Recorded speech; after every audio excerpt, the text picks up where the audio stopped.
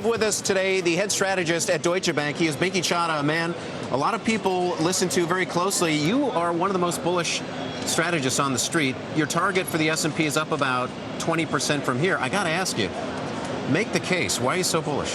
Well, I think that basically, if you think about the macro in the U.S., the equity markets have basically been doing something that we forget about, which is really what they should have been doing all year long. And then we come basically to late July. And what's that? And what's that? What should they have been doing all year long? Well, the macro was good the early part of the year, and equities were returning about 10% on a 3-month basis. We got the shocks from Japan. The data is slowed, surprised negatively. It has turned up. Equity markets have not gone with it because the market is very cautious about what is going to happen to earnings. Is there going to be a slowdown? And about the tail risks in Europe and coming out of Washington.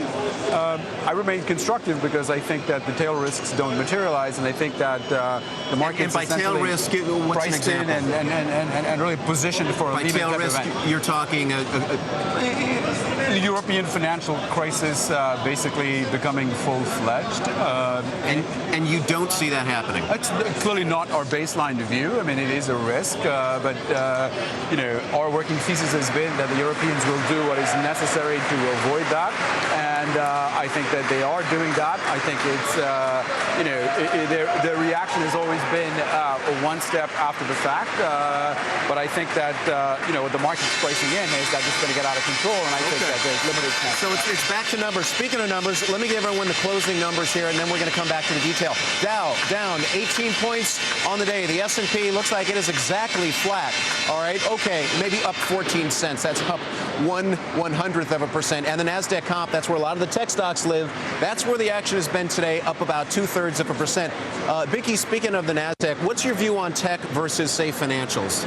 So we're constructive basically on all of the cyclical sectors. So it would be the financials, the industrials, tech, and consumer discretionary. If you look at them as a group, if you look at them relative basically to the defensives, we've had one of the longest periods and most severe periods of underperformance. And the relative performance is really tracking like we are going into recession. Our view remains that we are not going into recession, that we are not in recession. And so things should turn around. What's your view on GDP? House call is in the vicinity of 2%. The top-down consensus is about 1.8 and getting revised up. That's the real GDP number for that. But how do you, so explain for me, connect the dots, how do you get from 2% GDP growth, which is pretty low, right? How do you get from there to stocks rallying 20% from here? Oh, it's a question of what they've priced in. So keep in mind that we were trading at 1350, 1370. So, we are down pretty significantly from where we were on the concern that we were going into recession. So if we're not going into recession and GDP growth is actually going to pick up, which we are going to find out basically by the 3rd week of this month, and if earnings deliver, which is what we expect because we think estimates have now been cut for Q3 way too much, then the market should turn around. Lisa, so much of the 20% is just going back to where we were. Yeah, I want to talk about Alcoa. We're talking about the economy. Of course, Alcoa, first of the Dow components to report earnings every earnings season. And Binky, you did some interesting analysis on Alcoa. It's often considered a bellwether for the economy, but could in fact lead to a little bit of a rally. Yes. So, if you look at the last 6 earnings seasons, and if you look at the period 2 weeks before to 3 weeks after, the market's not had a negative period. Average return's been about 3.5% if you take away the last part of last earnings season where we really got into the debt ceiling issue in the U.S. So, and if you look at why that's happened, the market has basically covered its shorts going into earnings season. And perhaps what we saw yesterday was some of that, but we believe, given the size of the short positions, it's got further to run, basically. How much further to run? In terms of the immediate market move, I think that basically the macro box is now checked off. We believe that the market will start to believe that we are not going into recession. I believe that earnings will deliver, but this is going to be a relatively gradual process, so it will take some time. So not making a fine forecast on the next week or two. But if you look at short interest, for example, I mean, we're really not very far away from where we were at the all-time extreme. So short interest is pretty significant. Binky, our last guest, Nick Cherney, was talking specifically about volatility, how a lot of funds now are looking for ways to hedge tail risk. You got to be crazy right now, perhaps, not to be hedging tail risk. How do you do that in your portfolios? And where, in your mind, does U.S. face most of that tail risk? Is it entirely Europe-related? I think that there's tail risk coming out of Europe that is very familiar, number one. Number two, I think there's plenty of risk coming out of Washington. Keep in mind the Fiscal Commission has to report, and things are very, very unclear. Keep in mind that there is a potential for a significant, tightening in fiscal policy, inadvertent tightening in fiscal policy in Q1 of next year. So, it is the uncertainty created by basically a very unclear set of, policies into exactly where we're going. That is the issue. When you talk about uncertainty, there's still a huge amount of uncertainty on the banks. What's your view on the banks? So we're constructive on the financials, largely because what we feel is now priced in there.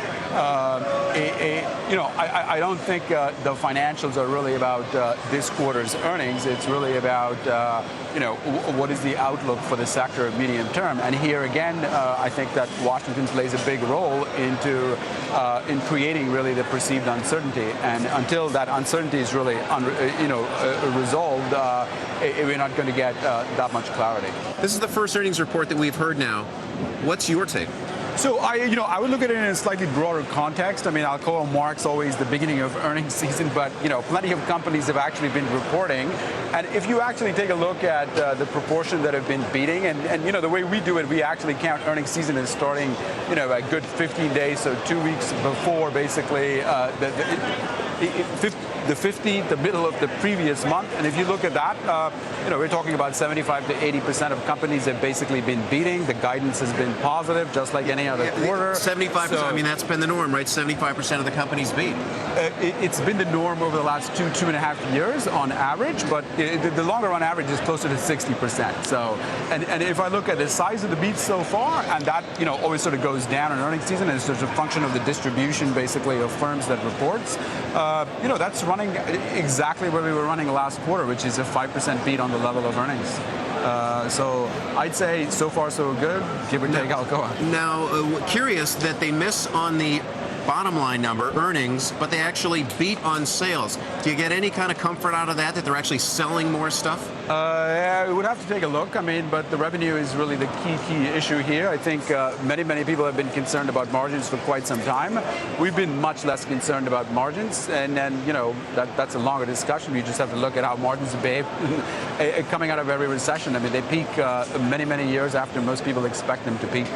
Now, do you think the growth ultimately is going to come from outside the U.S. or here in the U.S.? Remember, you said your GDP is only 2%, so where does the growth come from? Right. So, I mean, I think that basically top-line growth, if you think about the S&P 500, I would think about it basically as, sort of a higher beta version of GDP. There's a lot of good, strong reasons for why that's the case.